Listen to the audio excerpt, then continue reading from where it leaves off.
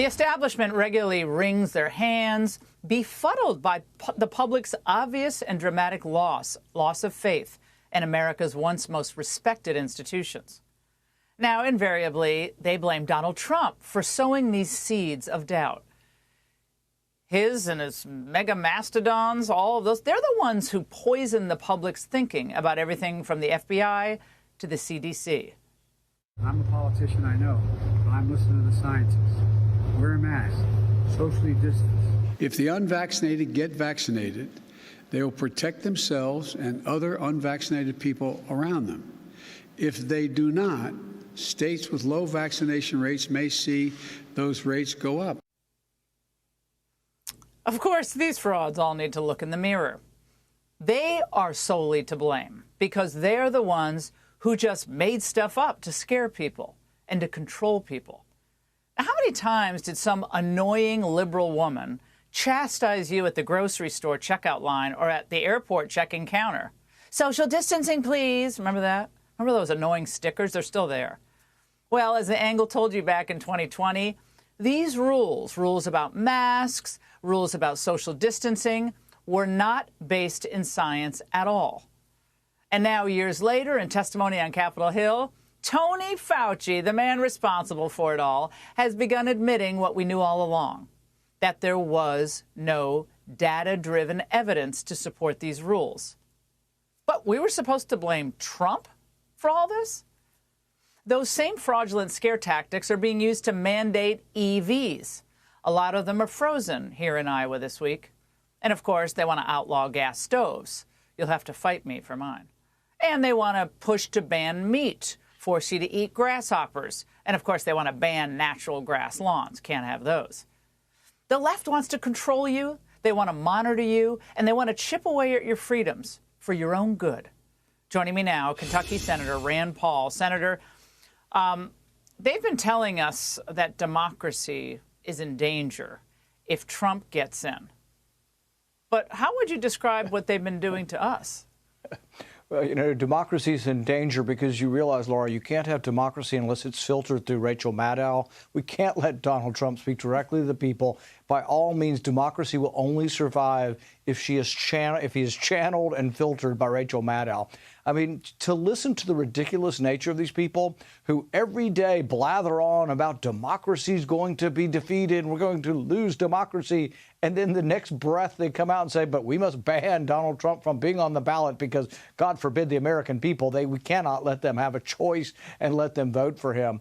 So it is a bizarre notion. And they have these convoluted ways of saying, well, we need an electoral process for supporting democracy, which involves sometimes limiting people who are against democracy from being on the ballot.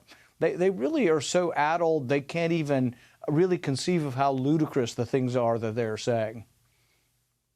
Now, Senator, we discussed the fake social distancing rules that were put into place. They were everywhere. There were tyrants running around, wagging fingers and yelling at people.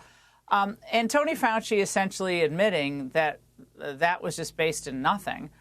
What should the consequences be for him for all of the COVID fraud that was perpetrated on the American people?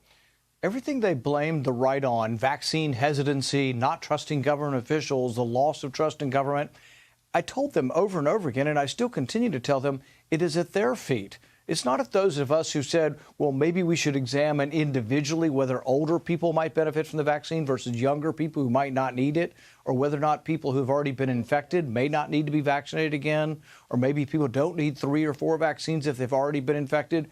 None of these questions were ever answered.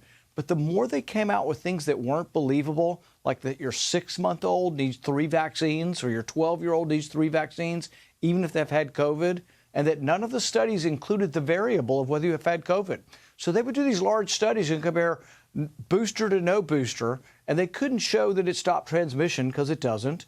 And for kids and teenagers and young people, they couldn't show that it reduced hospitalization or death because it didn't, because these kids were rarely going to the hospital. So then they came up with, they said, well, if we vaccinate your kid 3 times, they make antibodies. But Rand, I mean, it wasn't Senator, proof of anything. It was all, Senator, they were lying.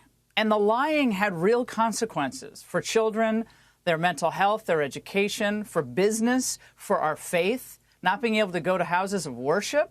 I mean, that's fundamental American freedoms. And I'll ask you again, what should the consequences be for Anthony Fauci? Jail. You know, I've sent 2 referrals to the Department of Justice. I think he lied to Congress, which is a felony.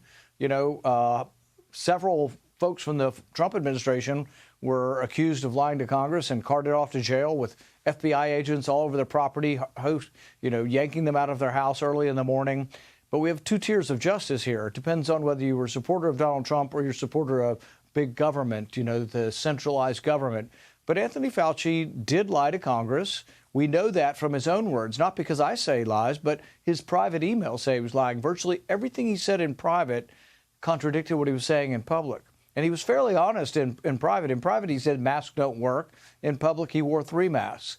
In private, he admitted that there was such a thing as natural immunity gained from getting the infection. In public, he was like, we're not going to measure that. It's unpredictable. Yeah, on our show, he said that several times. So I kept trying to push him on natural immunity, and he's oh, well, no, that's not really a thing. All right, Senator, you've been fantastic on this.